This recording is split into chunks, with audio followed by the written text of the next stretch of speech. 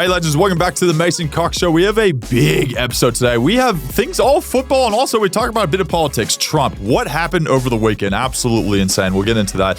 We also talk about a lightning strike that hit an AFL player who had an incredible game over the weekend. There's plenty of that. And lastly, we're going to talk about my injury, whether or not I'll be playing this week, and how I'm feeling. There's a lot in this episode, but before we get into it, I must say it is important for everyone out there in the community that we have been able to create to subscribe, hit the bell on the podcast platform that you listen to this on, and also interact with socials. A massive, massive thank you to everyone that has. But we want to push that initiative because it is so important for us to help grow. So a massive, massive thank you to those that have, and a please do for those that haven't yet. So without further ado, we will get into this podcast starting now.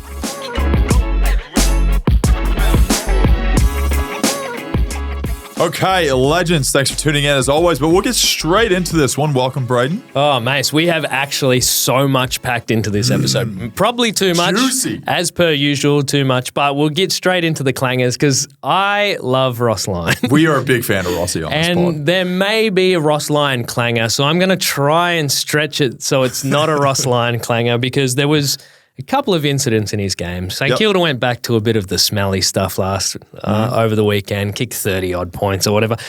But there was a moment in the box where he may have got a bit miffed, rightfully so, smashed the phone on the desk and it had just exploded into a million pieces. Now, Ross, we know... Exploded? He's on the good stuff and he found the humour in it, which is Ross Lyon, the new Ross Lyon.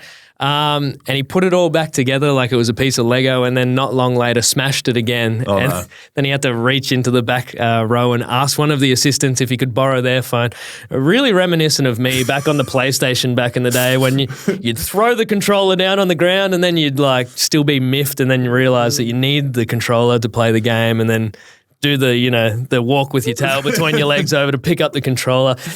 He did a bit of that, but I'm going to clang whoever's making those phones. He hardly hit it on the desk. It was a real light tap, wasn't it? It shattered into a million pieces. He needs some harder phone stuff. If it was a Nokia 3210, he could slam that thing on the desk and it'll break the desk. So I think things are getting cheaper. Yeah. So I'm blaming the economy. I'm amazed we haven't got a headset. I'm blaming inflation. Can't blame Ross. Ross is the boss. He's an angel. Can you imagine sitting there and he's going, oh, no, I need to use someone else's phone. Someone goes, oh, such and such assistant's on the phone. You're like, oh, man, I'm going to get an absolute just pump up here. And it's Ross. You go, what the F are you doing? Just like going at you. Oh, it's not what I expected. If he's asking for your phone, I'm like, I brought my phone from home. This one's my one. I don't want you to smash it. Paying for the minutes? I'll get into my clanger.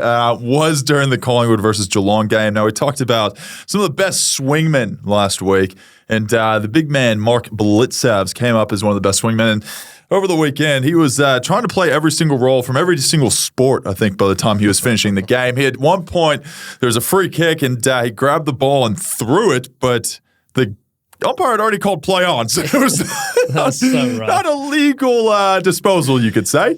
And he threw it back, and it was just one of those moments you could just see the brain fart in his head, and he's just gone, yeah, Cavs, go just cruise back and defense and sort this out. Yeah, and I think a couple of the boys around him, it was like Nick Dacos and Steele was like so happy. They were like, oh my God, wait. Because they just turned it over. It was a free kick against. Yeah. They've just got it back 2 seconds later. Hey, that's good. We'll take it where we can get it. You can't take every roll, Blitz. You need to hand some off, or not the way that you handed them off, but handballs.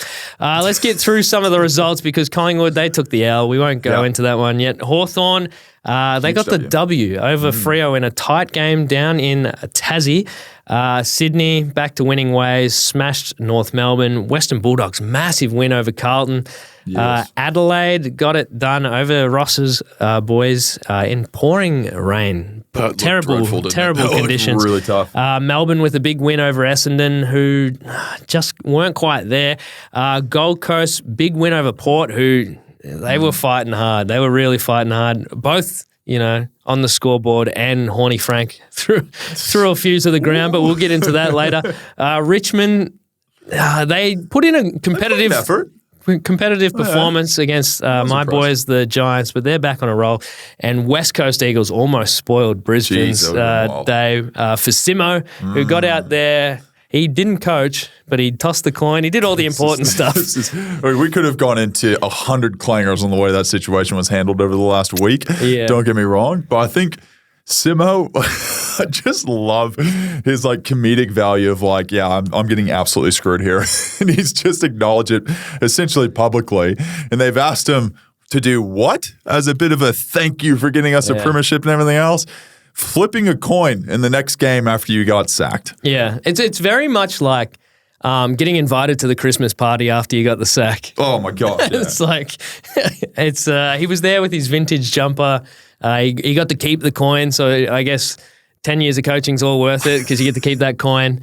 But yeah, he was always up the back, and they kept cutting to the angle of him in the crowd. I think one thing that I can confidently say is that the newspaper article that obviously the West Australian rolled out, that was dog shit, actually ended up working in his favour because it brought everyone together. Yeah. Whereas like there could have been some like awkwardness and all that stuff. Everyone rallied and galvanized over their hatred for the print media. and then like every time Simmo was on the screen, everyone gave him like a big clap and cheer. Yeah, it was awesome. It was awesome to see. So I'm glad it was a little awkward, but you saying thank you to the Western Australian for writing the article. Okay, well, like I think it backfired. Glass half full from you this week. This is very unusual. Well, it backfired on them because they were a bit petty because their boy Woodcock got called out in the press conference, which was gold, for writing all the negative junk. Can you imagine being Woodcock and everyone clapped the fact that you're an absolute prick? Especially, you think it's like it's almost like your home field. You're like, you got journos and stuff around you, but there's still all the players rock up and give you a standing O. Wild. Let's jump into some big talking points from throughout the week because we've seen some new interpretations, some running changes on the fly. We always love to see that. We've seen, obviously, every time you have a different interpretation or a rule change or anything, there's always clubs and players figure it out pretty quick and then figure out a loophole and how to take advantage of that situation. And we're seeing this chicken wing kind of tackle that has always been praised whenever everyone would always call it the perfect tackle. It's the perfect tackle. You hold one arm behind their back so that they can't really do anything with it.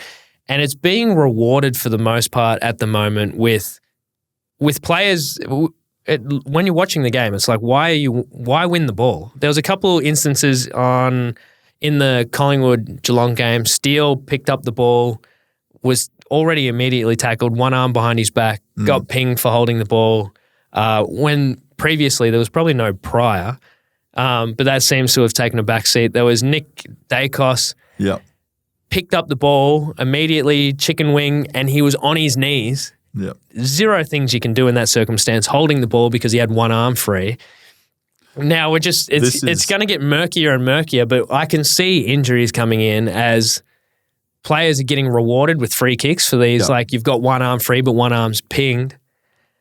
And I reckon we're going to start seeing people get slung into the ground with one arm like pinned behind their back. They're going to have their head just super exposed. There's going to be more suspensions for those tackles. It's you bring in one rule or a difference in interpretation, and it opens up 50 different issues. Yeah. Well, I think this is like, so you say there's two sides of the coin of everything, right? So obviously this year, everyone is quite aware that the umpires are a bit hotter on, not falling on the ball and like needing to get the ball out of your hands. Otherwise, they'll call a free kick. So, now that people have realized that's the case and umpires are on it and they're continuously being on it, they've gone, oh, okay, hold on. So if I allow him just to get it and then I tackle him right away, if he doesn't get rid of it, then it's holding the ball. Or if he doesn't do it legally too, that's holding the ball. So it's like, okay, well, maybe I'll just, besides going in there and like smashing, it's like I can almost get a free kick here if I just wait for him to grab it and then lock him up right away.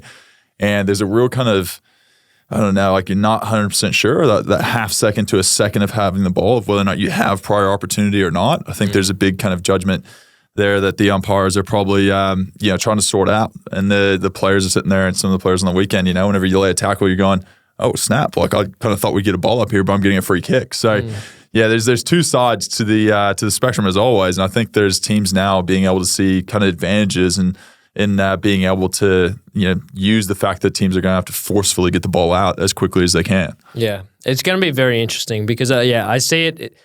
players don't want to take players to ground, so they're just holding them up in the tackle, which means they've got an arm free and they have to try and get rid of it. But I just don't understand what the point of winning the ball is. If you're always going to win the ball, that's all you're always taught. But if you can't get rid of it and you're just going to get like pinged for holding the ball, it's given you very little incentive to actually win it. We'll move into something that Chris Scott brought up post-game in the Collingwood game. It always helps when the winning coach brings up an issue because it doesn't mean they're just salty. And he brought up the fact that there seemed to be a lot of non-15 metre calls throughout the course of the night, and it started hot straight away. So there's one, I think Bobby kicked Jamie that was about 15 metres and they said play on and they cost us a goal. And normally they err on the opposite side. If it's like they give you a bit of leeway. 13 to 15, they normally say that's close enough. Whereas Chris came out and said that, well, Chris Scott, we're not buddies. Chris, old mate. Old mate Scotto. He came out and said that it hadn't been communicated to the clubs, which is always the interesting thing. And we have talked about this throughout the course of the year where interpretations will be changed. There will be hotter rules than others on any certain night. It's just important to tell the players where I think now it's at the point where if there's going to be a difference in interpretation or there's going to be, we always call it like the hot rule for the night or whatever, we need to be telling everyone. It can't be like we'll figure it out on the Friday night game, watch the Friday night game, figure it out. AFL should be releasing a statement heading into the weekend to everyone so fans know it's coming and they can react accordingly. They're not thinking they're getting screwed over or the umpires are against them. If we're looking at it from we're trying to protect the umpires here. So you can save them a hell of a lot of abuse if you're saying the AFL's come out and we're telling the umpires to adjudicate it this way this weekend so everyone knows. Is that the way that we're going to have to start handling this? I think it's probably the best way. It just kind of allows for that clarity between the fans, the clubs, and umpires, and just being able to get everyone on the same page. Because if you do, send the memo out to the club, and then the club's going to update their players, and it's this whole thing where, if it was a public statement, like not only obviously is it going to have the same effect as if it's released within the club, because you'll see it on social media, wherever it may be also. I think it's just good for the fans to be aware of it too. So then whenever you get to the football, this, let's say it's a 15-meter kick and they call it under 15 meters, the fans understand why it's happening. Not going, that's not 15 meters, that's 15 meters, but whatever it is. They're not berating the people on the ground because they're in the loop just as much as the players, the umpires, and everyone else that's involved in the industry. So you would think you just make a public statement, but I understand whenever you make a public statement, then that causes 5-6 days of people reacting to it, and then the media does a big thing. So like it can be somewhat negative, I guess, from that standpoint of people coming at you for changing the rules. But what would you rather be, proactive or reactive to after it happens? Yeah, we all know communication is key in every facet of life. But I would have thought that they would the AFL like to be the talking point in all things sport. I would think that they would like to be the talking point on the way into games and save the umpires being the talking point on the way out of games. But that's just me, and who am I? We'll talk about these three teams because I want to get your opinion on this. We're going to be on wooden spoon watch because we've got a number one draft pick in the way that the system's all set up, and we saw last year North Melbourne cost themselves Harley Reid, which in hindsight may have cost them dearly because he turns out he's a pretty good player. So we look ahead to this year and we've still got North, the Eagles and the Tigers that are all down the bottom of the ladder fighting for this number one pick. Now, they've all had patches throughout the year where they've actually been quite competitive. They've had a little run. And can cost themselves the number one pick. Are we still going to do this again? Is North going to make the same mistakes? They've been very competitive. Or like, what do we want? Do we still think that wins on the board are better than draft picks in the pocket? And out of those three teams, who do we think needs the pick the most? Because I'm thinking it's not North anymore. No, I don't think North needs it anymore. I think more than anything, they just need experience in their players. They've had so many people that are young and youthful come through there and get drafted, and they're playing quite a young squad that now more than anything, like you just want them to gain confidence through wins to say like, no, we can have a season where we kind of make a push for finals. And they've had it. They've pushed teams, I think, in the first half of the season. Like they were, like they didn't have a single game, I feel like, that they were blown out in. So North was really hanging in there. The Eagles have done the same thing for a fair chunk of it. Now, the Eagles are kind of in between, I'd say, like whether or not they need new people or not. Like I think they, obviously they've got a few people they've just signed now. But Harley Reid's always going to be that person that they look to try to put as many games into. And, he is the future of the club, I feel like. The Tigers, obviously, a bit of rebuilding.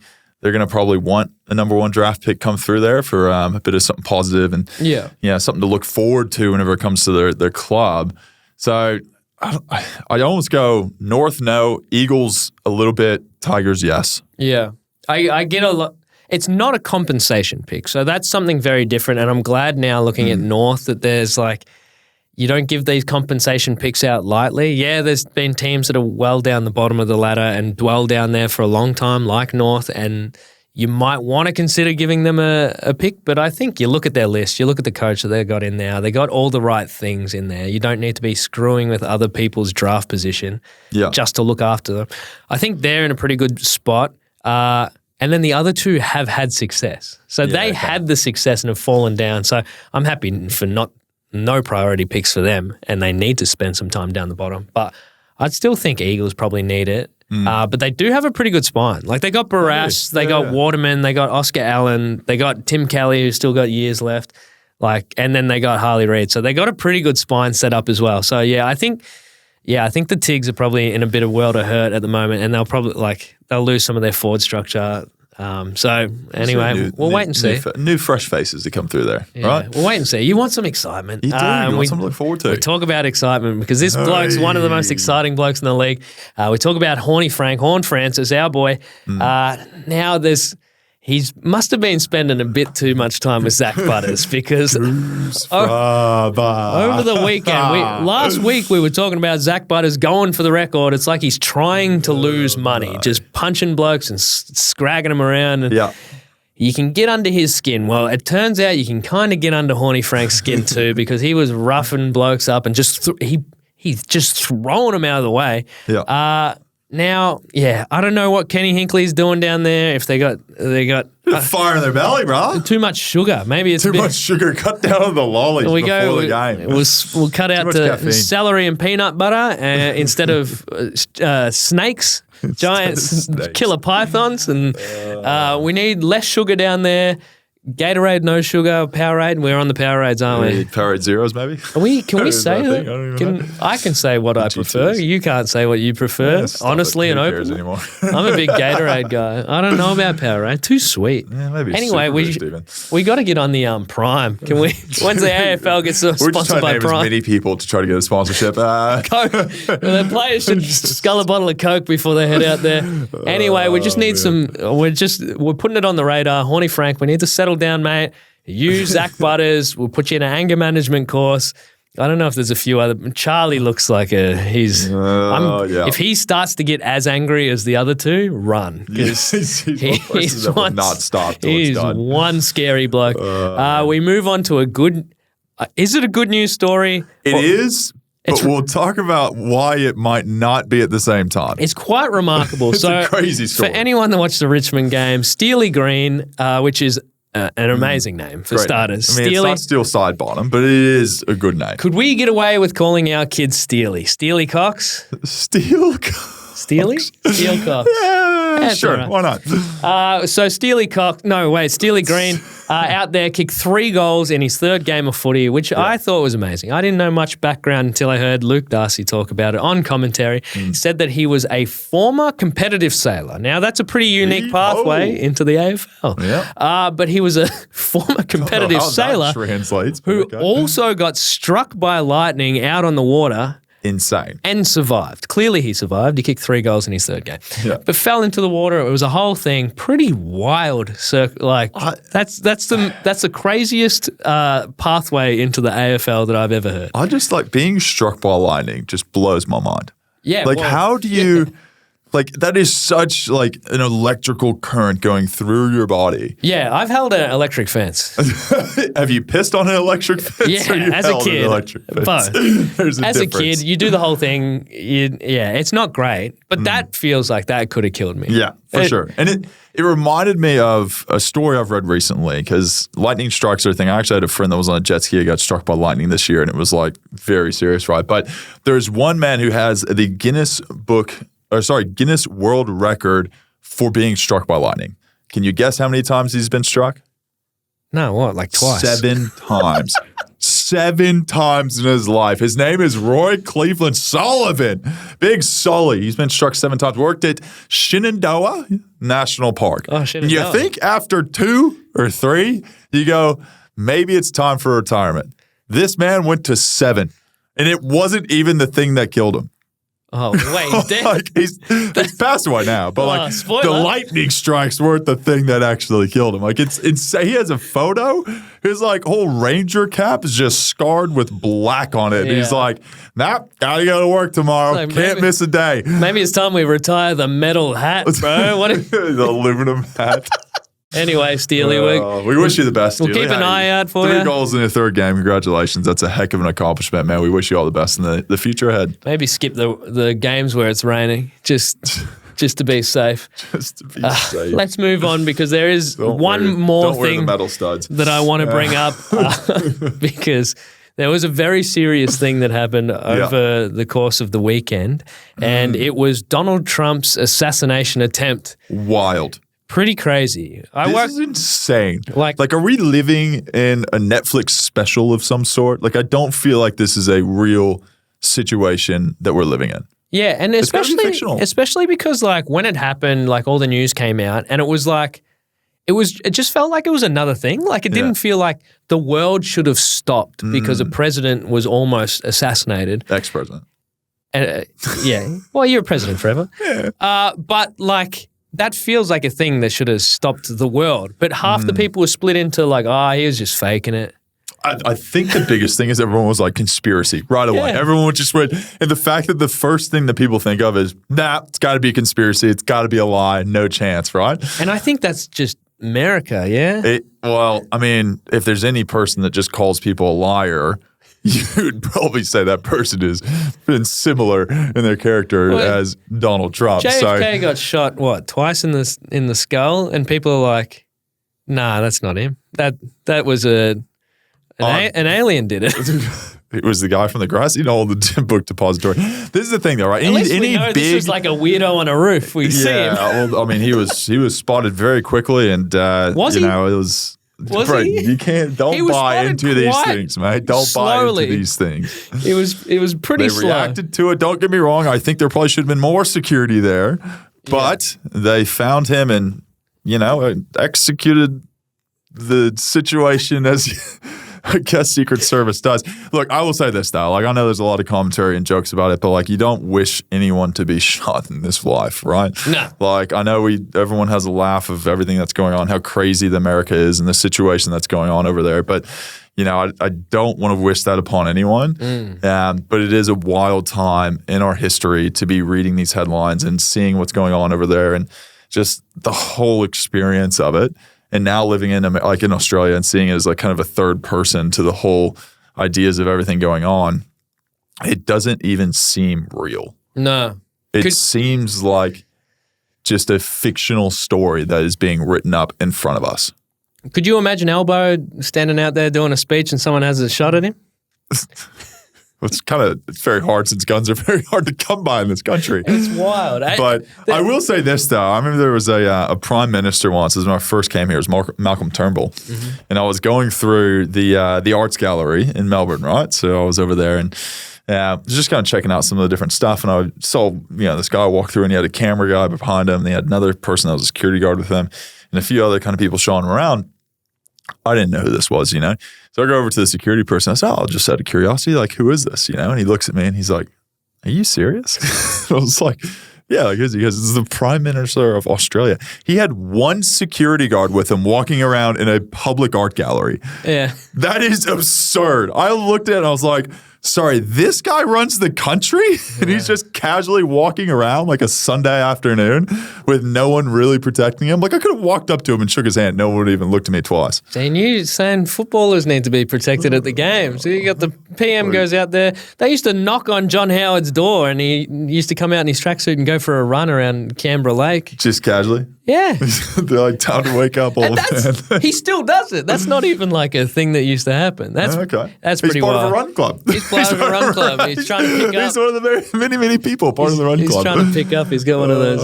Anyway. Is that the way to do it? Yeah. Well, I would talk. Yeah. I don't know. There's Let's so move much. on. I don't want to talk about the Trump assassination too, because there is so much we can cover within that. More will come out during the week, but it was something we have to mention because it was such a historical moment. The photo was incredible. When you talk about photo ops and opportunities and a guy that knows like how to market, that was elite. Incredible. It was just might be time photo of the year. Let's get into the big winners because Hawthorne, they caught up to the back of the pack, and we all know that the pack is only 2 games from second down to 13th, which is pretty wild. Insane. Hawthorne sitting in 13th. Only behind on percentage. Sicily wasn't having the biggest impact, got swung forward, kicked 3 goals late. Was a massive influence. Swingman. Another swingman. He was brought up last week. Nick Watson, who... Give us your feedback, Brayden. Well, you wouldn't describe him as someone with ice in his veins. It's 7 goals, 19. But he did manage to kick a goal, 1-1, I think, for the day, and did the whole ice in the veins celebration. A little basketball. If it's like ironic, if he's doing it, because it's funny, because he kicked 1-5 or whatever the other week. Yeah. That's hilarious. I just don't know with these Hawks guys, but I love what the Hawks are doing. Confidence, these Hawks boys. I think they've got quite a bit at the moment. I did see them. I think it's the second time or whatever. Or maybe it's their thing. They're taking a big group selfie after the game. Yeah, okay. Like all the lads are in taking a selfie. Then I noticed after this game they were doing that, and then a lady swooped in and just snatched the phone out of their hand. So I think. I know it looked like she worked for the Hawks, so I reckon they've been like, we're not doing that. The phone out on the ground or something, we're not doing that. It's the Guinea GoPro. Yeah, so light work. So but that was just another interesting factor in this one. Lloyd Meek, big plumber. Mate, he's been killing it this year, old Meek. He's been going really well. He's had a few plumber games, a few 50 taps. I like just the big traditional bulky, stocky ruckman. He is a big boy. Is a big boy. They're always good. So that's a great game for Hawthorne. Hawthorne back into the pack. So the ladder gets deeper as all these teams fail to fire. Speaking of failure to fire. Hey, you've been on this guy's back for the last 3 weeks. I loved it because I feel like I noticed it before anyone else. And then it was mentioned on the broadcast when breaking news. When he missed I think he missed 1 or 2 goals for the game or whatever it was. Yeah. And he ended up slotting on, and Hutto was all around it. Travis Boak kicked his first goal for the year, 1 goal, 13. So he missed.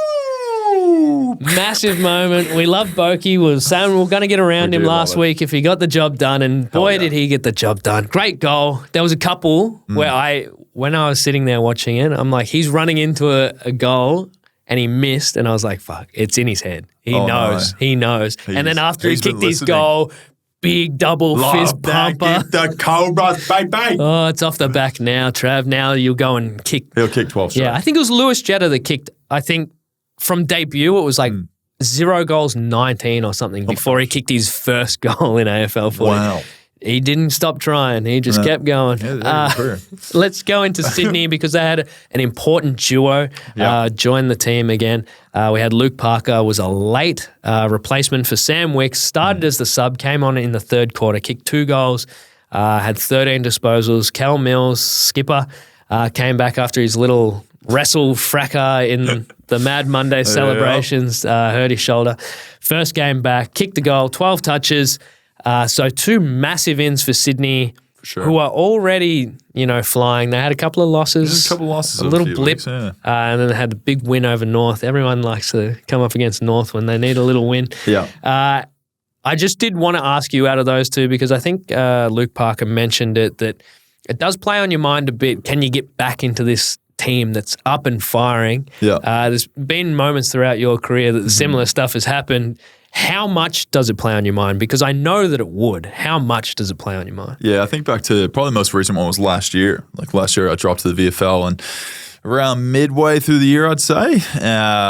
And then, yeah, it does kind of play on your mind, but I think you have to have those open and honest conversations with the coaching staff and the coaches and see where you're at and what you need to work on. And I think the pointier the season gets and the further you get along and the closer to the end, you kind of do get a bit stressed around that of going, okay, like, you know, it's a pretty solidified team. You almost have to like have someone injured or something to replace them, because they're not going to want to change the people in the in the different roles and positions if they're winning games. So yeah, it does play on people's minds for sure. And I think you obviously want to be there winning with the team and part of the whole experience, right? And if you know there's someone in front of you that's doing, you know, a better job, or, you know, hasn't had a stuff up or hasn't got injured or anything like that, you're kind of going, okay, like, where's my opportunity going to be whenever it comes to hopefully the end of the year and being part of something special in finals. So I can totally understand where he's coming from, but it is good to see him back. He's obviously, you know, a big name up there for Sydney, and you know, I think they're better with him in the team and his leadership. So yeah, it's good to see him back. But yeah, Sydney's looking the goods. They did play North Melbourne over the weekend, I will say, but still, I think they needed that. They had a few losses there. They kind of like need to get back on their horse, get their momentum going. They're still a fair way clear of, you know, second place. They're up the top, and, you know, are going to finish in the top four. That's pretty easy to say. So I think they're back on their winning ways, which is good for them. Yeah, scary for the rest of the competition that they can have so many big ins. McInerney, I think, came out for Luke Parker in the third quarter. So hopefully all's well there. We move into the Bulldogs game because they had a massive win over Carlton. Huge win. But it brings up more, you know, selection dilemma and positional dilemma for the Bulldogs, because Ugle-Hagan went on to absolutely star again when Norton was out. So each time Norton seems to be out of the team, Ugle-Hagan steps up and has a massive game. And it keeps driving home that, is there too many big players in their forward line, too much tall timber? What do you think could be the possible reasons why this is happening? Because Sam Darcy's also up there. Riley West and Cody Waitman are great foils off the tall guys. So, yeah, I feel like Norton is versatile enough to be able to go back. I keep saying it, but it seems to be very unlikely to ever happen. But it only seems to be positive when Ugle-Hagan is the main man up there. I think he's just got more room to work and probably, you know, doesn't feel like he's getting into other people's way. Sam Darcy, I think he's going to be one of the best forwards in the league in the next 2 to 3 years. I can pretty much safely say that. I've talked to people in the league and they all have the same thing. They're like, man, he's just got these jukes and he puts these big gangly long arms up and he can take a clunk. So I think they've got a big upside with their forward line. They're just trying to go, okay, like, realistically, what does it look like? Can we play with 3 talls? Can we play with 2? And then they moved Lob back, obviously. So they're definitely shifting magnets around, trying to figure out where their best team is. But it was good to see Jamar go really well over the weekend. He's an absolute legend. Been giving a little shout out on the podcast, you know, last year, but hilarious. He was hilarious. And it's good to see him going well. But I think it is a lot of, one, you have to get experience together, and then if it clicks, then you continue with that. But if it doesn't, you got to keep kind of changing to figure out where the best, you know, avenue is for your forward line. And at the moment, you look at it and you go, okay, if we have Naughton and Jamar in, how many goals are we getting out of them, right? Like together. And then if you go, okay, we just have Jamar in, like let's say together they kick 6, and then individually Jamar might kick 5. And it's like, okay, well, a goal difference to have more, you know, or faster and quicker players to kind of rush through the contest. Like, do we want to risk that, or do we want to have more aerial down line? And it might be, you know, dependent on the team you play and, you know, the style they play at. So I don't know. I don't think they 100% know exactly who their forward line is. And it's going to change a little bit again whenever some players come back. But it is a shout out to Jamar. Just, you know, keep chugging along and doing the best he can. And he's killing it. So happy for him. For those of us that think that, you know, the forwards just run around like headless chooks inside the forward 50, how much cohesion is needed? Is there a hierarchy? So is it like Checkers is like, Mace, get out of my way. I'm coming through to take the marks. Is there, first, second, third talls, like who has the hierarchy? Who has the right of way? Do you have to stay out of each other's way? Do you have to, you're meant to block for me or like vice versa? Like what's the protocols there? Yeah, there is for certain circumstances, right? Like Jamie Elliott's probably not going to, if there had a difference between myself or Jamie Elliott blocking for one another for a lead, probably going to block for Jamie Elliott. He's a little bit faster than I am, a lot more skillful. If it's kicked at the top of the square on everyone's head, Jamie probably going to block for me, right? So there's like different scenarios in that sense. But I think, you play to your strengths. So like if you have a long down line contest, you probably most likely want me there, and then Checkers be able to kind of rush off that because he's got the speed that I don't. So you play to each person's strengths. And then hopefully, you can be able to have each one impact, and then from one to another to the next, be able to get into the forward line and be able to kick a goal. So everyone has different things they bring to the table. And I wouldn't say it's a hierarchy, quote unquote, but I think it's more of a play to your strengths and know what people are good at and allow them to shine. Yeah, and it also depends. If you got Buddy Franklin there, you just actually don't. Whatever you say, don't get past halfway. You just let him have the whole half of the field. You sort the rest out. I'm just gonna leave you there on your own, buddy. Imagine if you dropped in front of him and he's like, "Get out of my way next time." You'd be like, "Yep, I'll stand in the car park." Just gonna leave. Let's talk about the big losers. We'll skip through this because we don't like harping on the big losers. But Freo, I was so ready for Freo to take this one by the scruff of the neck, and unfortunately they couldn't get the job done over Hawthorne, but the consequence of that is not having second spot on the ladder. So that's a pretty... With Carlton's loss, they coulda, woulda, shoulda. Coulda, woulda, shoulda, but unfortunately didn't. They had a pretty dominant third quarter and only managed to kick 4-6. They did kick more goals, but could have had a lot more. More coulda, shouldas. Carlton, massive loss for them. Not just in the scope of being able to solidify second on the ladder, but it was Patrick Cripps's 200th game, and you always like to get up for those milestones.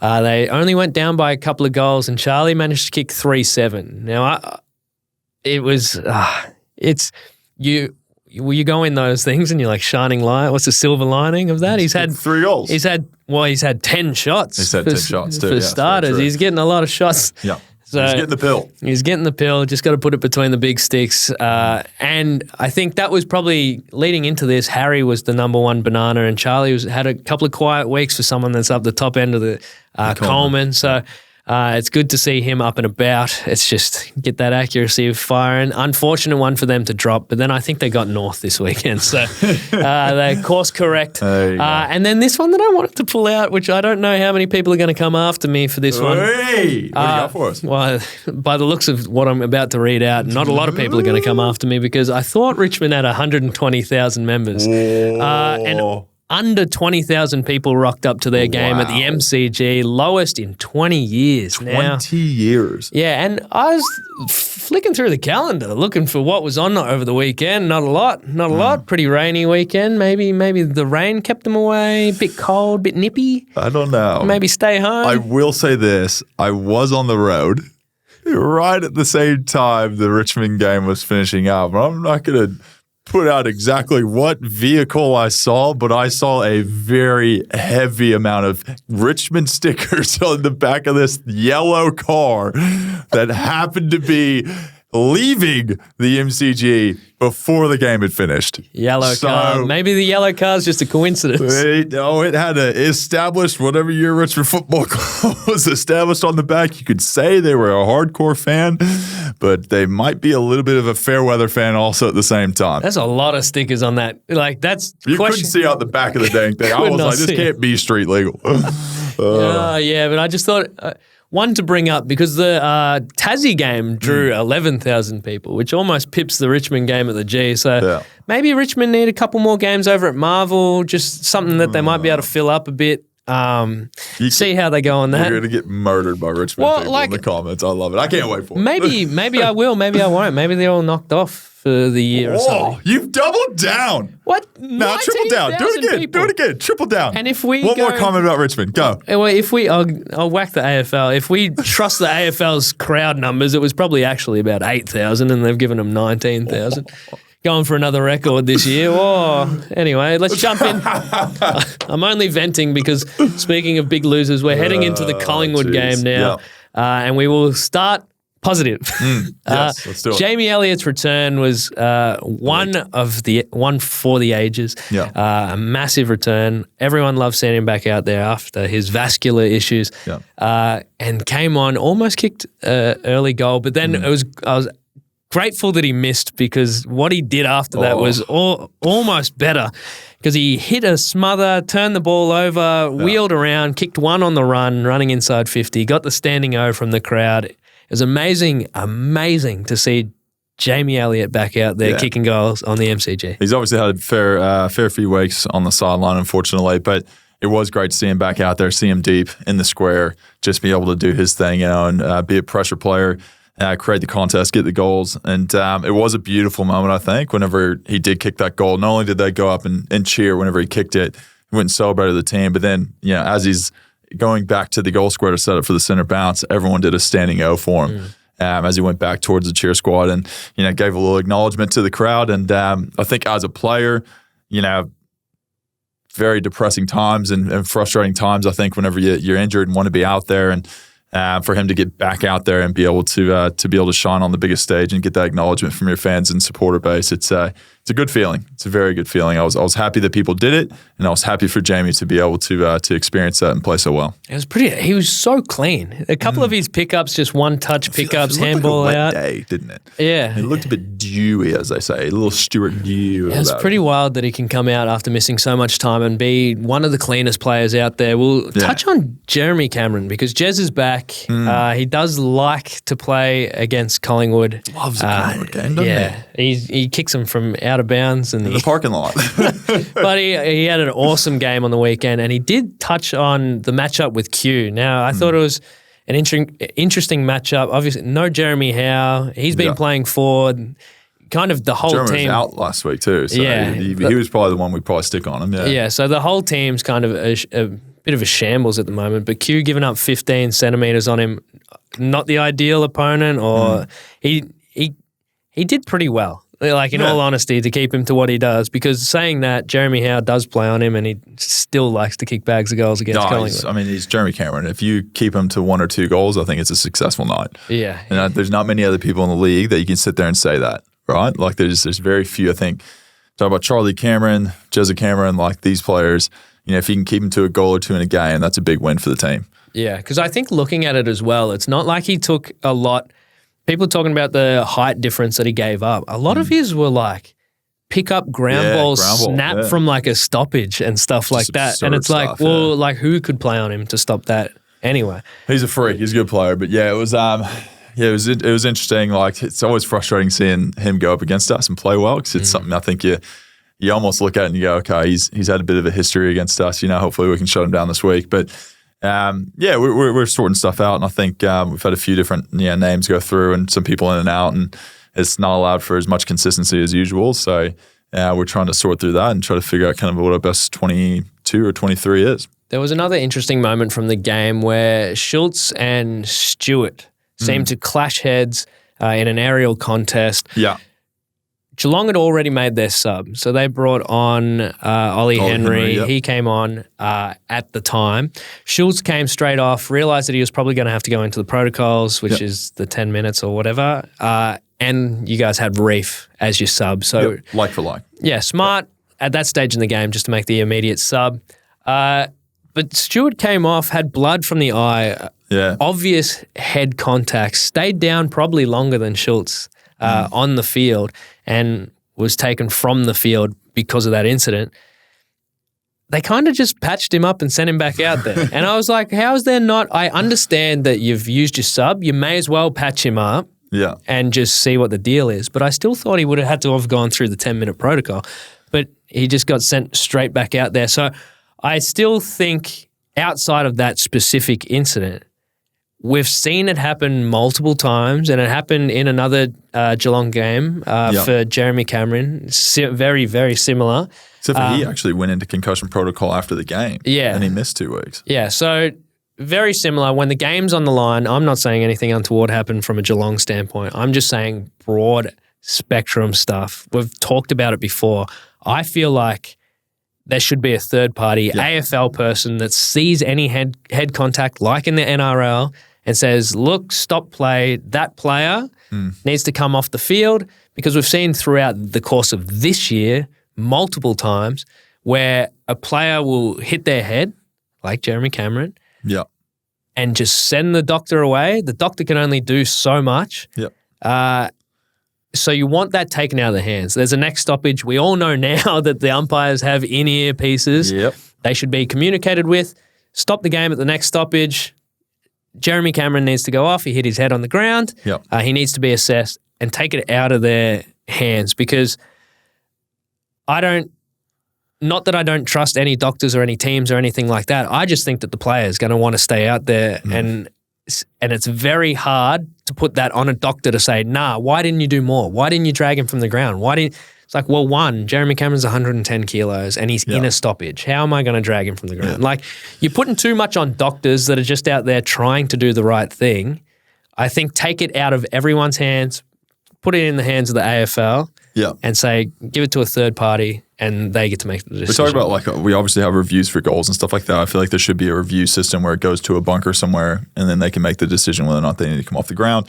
It's done by an independent review panel. It's not done by people that are employed by the club. Not to say that was the case, that it was biased from that standpoint, but I think for everyone and their just sense of mind with this whole kind of thing, it's best to have an independent kind of person be able to make that judgment, and then both teams have to go through that kind of experience, and it's not, targeted or biased towards one or the other. It's someone that's totally independent from the actual the teams itself. So we've said that before. I think that's how it should be. It probably will be like that in the future, I think, at some point. Maybe we got to keep saying this for the AFL to understand. I'm not too sure, but I think that's the best way to adjudicate this stuff, which is obviously such a hot topic and so important right now whenever we talk about concussions and everything else.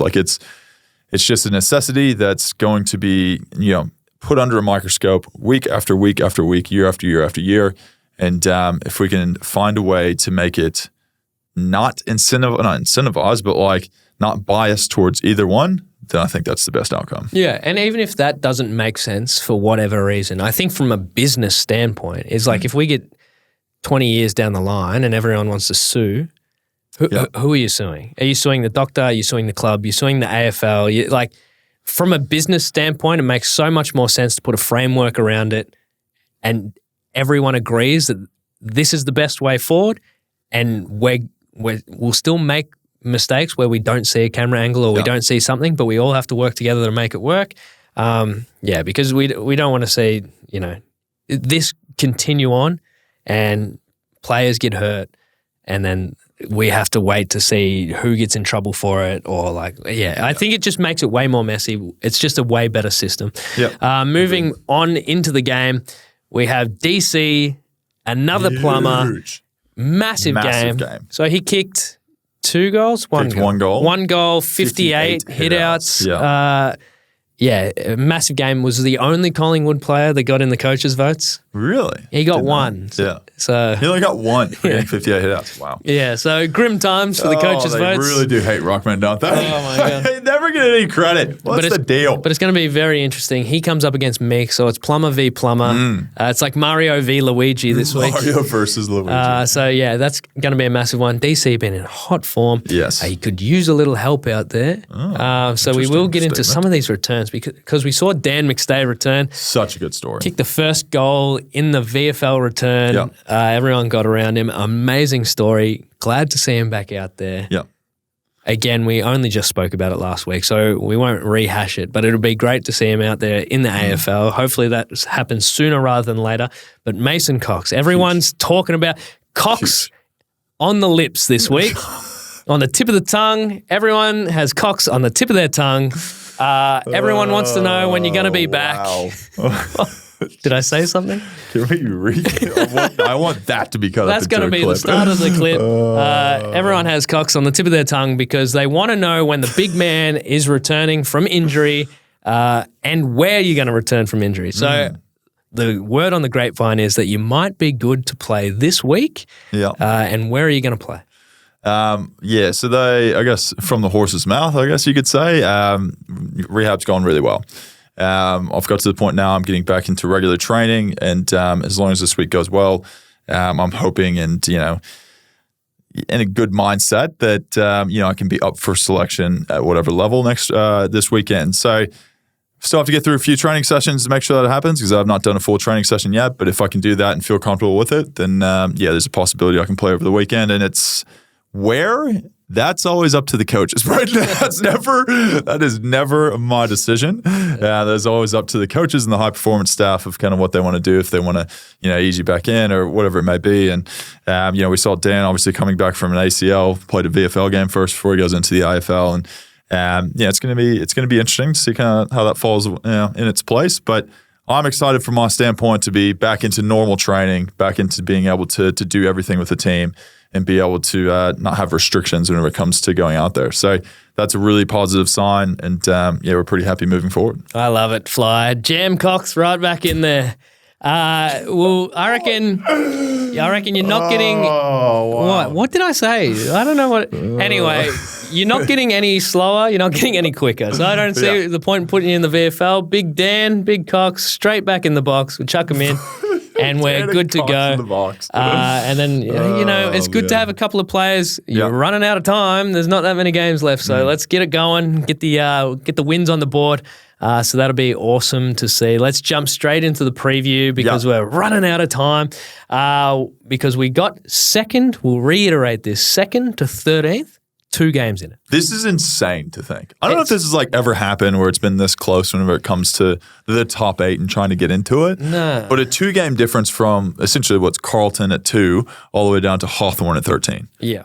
That's insane to think. We have, 6 or 7 games left in the season? Yeah. So really anything is possible for that top 8 spot and the run home for a lot of teams. Yeah, and every win, every loss has massive implications on the ladder. I will reiterate that this situation isn't because any team is doing well outside of Sydney. It's all teams are sucking just at the right level. They're falling down when they just need to. We look at Freo, you look at Carlton, you look at every team that just needs to get the obvious win. They haven't been able to do it pretty much all year. So then all these teams are even. So we move into another weekend and we just assume the worst because we got Essendon versus Adelaide, and you would just say Essendon is a higher team on the ladder. They need to win this game. They should get it done. But if the ladder has anything to go by, they'll probably get flogged. But I'm tipping Essendon in this one. Surely they get it done. You have to tip Essendon at the MCG or Marvel, the home game for Essendon versus Adelaide, who obviously plays outside of that top 13, of being able to try to get to that race for finals. So you have to go Essendon at home in front of their home crowd. That's going to be my lock for the. No, it's not going to be my lock. Oh, he was so close. I was very tempted to do it, but I'm going to say that's a good chance for Essendon to win. Yes, that's nice. That's convincing. I think that also means I'm tipping Essendon to win over Adelaide. I think that's what I'm trying to get at. Yes. Now this one, there's never been a bigger game in the history of the AFL because it is GWS versus Gold Coast Suns. Boo! Because I don't really care about this game. All I need to know, where's it being played, Brayden? Because it's a GWS home game, Gold Coast away game, so we can lock that in. I'm putting that in my cock lock. Huge! Because Dimmer said, boys, we need to fucking grow up or whatever he said, and they just scraped across the line at home against Port. So Port's good team. GWS have come good. They're good again. So GWS, that's my cock lock for the week. They're going to get it done. Do you reckon, in all honesty, you give them any chance to win an away game this year? Plead the 5th? Plead the 5th. I don't know if that works in Australia, but I'll plead the 5th, brother. It's not great. They already lost the North, so they're already screwed. St Kilda versus West Coast. Fucking hell. Anyway, so we got Hawthorne versus Carlton. We're going to this one. St Kilda, West Coast. Ross Lyon hopefully doesn't break another phone this week. Let's get him a headset. That's what we should be doing. What do we reckon they're going to... What's the predicted scoreline? Are we going to see a 30-12, or are we going to... This is the thing we talked about. It's like North, West Coast Tigers, I think. I want to say West Coast has 12 points and the other on 8. So then if they do drop every single game, they're still not getting the number 1 draft pick if everyone else loses. So it's kind of this whole thing of like, okay, do we just kind of push for wins here and just try to beat St Kilda? I mean, West Coast, their forward line is so good with Waterman and Oscar Allen. They can't help but kick goals, those two. So it's like it's so hard to get them to stop. That's going to be a problem if St Kilda plays one of their stinky games. So Saints get a win. Nah, Saints will win this. Nah, stuff them. I'm going West Coast just to piss you off. It doesn't piss me off because I have zero faith in St Kilda. You have a lot of investment in that game. We'll skip past Hawthorne, Collingwood. We'll talk about that last. Yes. Geelong versus Western Bulldogs. Boy, that's a cracker. That's a cracker. Who you got in that one? I've got, I'm going to go Western Bulldogs on this one. I like to believe in them. Being a plumber on the day. Okay. Yeah. Although Stanley did play in the VFL last week, so I don't know, he might get a little call-up. You never know after DC had such a big game. But I've got Western Bulldogs. I know Geelong home games, so it's going to be very hard over there, but I've got the Western Bulldogs just coming through. Yeah, well, it's interesting because Geelong had the hot start, then fell off a cliff, and now it looks like they're back. Yeah. And because every team around them has performed so poorly, they could slot into top 4 like nothing happened in the mid-season. Let's just forget the middle of the season ever existed. Well, Western Bulldogs can pretty much do the same thing. They can jump straight back up in there because every team in the middle of the ladder has a chance to finish in the top 4, which is crazy. Port versus Richmond. Port all day, this one. Yeah, okay. Port. You looked at me like, wait. Hold on, he's surely not putting this as the cock block. Now, you got Port. Port at home. Richmond, sorry guys, rough trot. It starts to get to this point in the season where Richmond's got to be looking for the end. Like, you would. Yeah, I think they've already booked their off-season plans, I'd say. Oh, well, why would I don't think it's possible for them to be 80 anymore. No. Brisbane versus Sydney. This is a great game. Brisbane at the Gabba. Huge. We like to see it. Brisbane are going into this one favourite, and I think that's well warranted given Sydney had their little stumbles. Brisbane have come good. It looks like they're going to be missing Charlie Cameron. We record this before the tribunal, assuming that he takes it to the tribunal. He's going to get out of what was a 4-game suspension. 3 gamers. 3, yeah. So I can't imagine he'd be playing this weekend. No. So, yeah, it'll be interesting from that side of things, but I don't know. I feel like Brisbane at home, they're a very dangerous prospect, and they should get the job done. Lachie Neale is on fire. He gets mid-30s, 2 goals every week. I watched some vision over the weekend where they literally hold him the whole way through a stoppage and he still gets 36 touches. So, yeah, he's one of those blokes that can break a tag, knows how to kick a goal as a midfielder. He'll get the job done against Sydney's unbelievable midfield. But that'll be a great game to watch. Freo, Melbourne. Oh, hold on. Let me just throw this out there. I've got a little bit of a statement about this Brisbane-Sydney game. I'm going to put it as my cock lock of the week. Really? Brisbane at home. Harrow would be very happy with this. The man behind the scenes would be very happy. I know Sydney's going well. Sydney, though, North Melbourne last week. 2 weeks before, 2 losses. Yeah.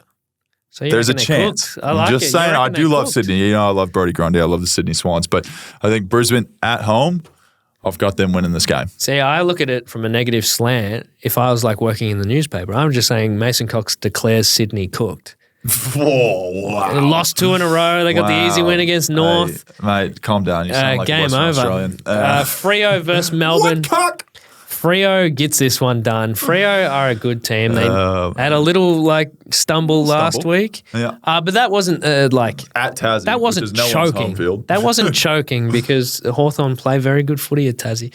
So I give them this game. Melbourne have turned things around form-wise though. Yes. Also, maybe just not the win-losses. We thought they'd struggle without Max Gawn. They went all right over the weekend. Yeah, pretty wild. Interesting. Maybe we don't need rucks. I would keep that on the down low. Don't say that. Well, you're the one promoting it. Keep it on the down low because if Max Gawn can be kicked out of the team and they get the dub, I might be coaching soon. Oh, no, I've got to go Freo in this one. I think Fremantle, they're too good of a team to be losing at home. Melbourne, very tough for them. They're going to be in that group that's going to be really on the edge of the 8, trying to get in, and we'll see kind of how the rest of the year pans out. And then Carlton, they're going to massacre North Melbourne. They just got to get the win back that they stuffed up on the last weekend. You know, when you barrack for a team, the week before, you want, the team that you're versing to be lulled into a false sense of security. You want but no, Carlton's coming off a loss. Patrick Cripps is 200th. Yeah, Charlie had 3-7. They would be so fired up to absolutely dominate this weekend. Okay, if you think they're going to win, by how much? I I'd like to think North aren't the team that still gets beaten by 70 points. Yeah. So I'll say 60. You'll say 60? Yeah. Stuff, I'll go 70. Anyway, good luck, North. But that's one more game for the round. Almost skipped over the Hawthorne Collingwood game. I feel like Hawthorne are the little bogey team. They like coming up against you guys. They got the attitude. They like to take it up to Nick Dacos. They like to tag him. They got Guinea running around down there. We played in the gather round, obviously. It was a very tight game, and we're fortunate enough to get over the line on that one, but it was very, very close and last-second type stuff. But, yeah, we talk about this. Hawthorne's one of those teams I think people probably looked past over the last 2 to 3 years, but now they're right in that mix. Like they're, the same points as us on the ladder. There's just a bit of a score differential is the only thing that really separates us. So it's going to be a very good game, I think, over there at the MCG. From where we sit the currently? big away game. No, it's going to be a great game. And I think it's a credit to what they've been able to do over at Hawthorne. Their coach is, really been able to turn that program around where there's a lot of question marks, I think, whenever he first took over. And they've got this confidence about them at the moment going about it. And it looks like they're really enjoying their football. So it's a credit to him what he's been able to create over there. I enjoy watching them play when I have a spare $4.40 on a Sunday, free. Mate. What? It's a Saturday afternoon and we play. Calm down. No, I just enjoy watching the Hawthorne team go about it. Yeah. Obviously, I'm very off them this weekend, as Collingwood will get the W in this game. But it'll be great to see because, like you said, it's only percentage that separates these two teams. Yep. And they've come good. They've come a long way since gather round. So we'll see how this one pans out. And all the best, and hopefully you're running around out there. We'll wait and see. We'll keep an eye on Cox this weekend. Got a lot of sexual innuendos in that. That's not. I've got the one that's spelt like the penises. You do have the tough phallus last name. I have the good one. Mine's the good one. Yours is the bad one. Well, that is it, everyone. That is the preview and obviously everything that happened last week with the review. As always, just want to say a massive thank you for everything. We talked about this week, how important it is for people to subscribe to the podcast and be able to share that with their friends. It's as simple as clicking a bell on Spotify or wherever you listen and clicking the subscribe button. It does absolute wonders for us to continue to grow this podcast. So make sure you do that. Make sure you can figure out exactly when we come out every Wednesday afternoon we come out with the podcast. So make sure you're looking out for that. But massive thank you for being part of the community. Thank you so much for engaging with socials, engaging with wherever you listen, and just want to say a massive thank you as always for helping us out build this thing to what it is. And with that, have a great weekend. Cheers.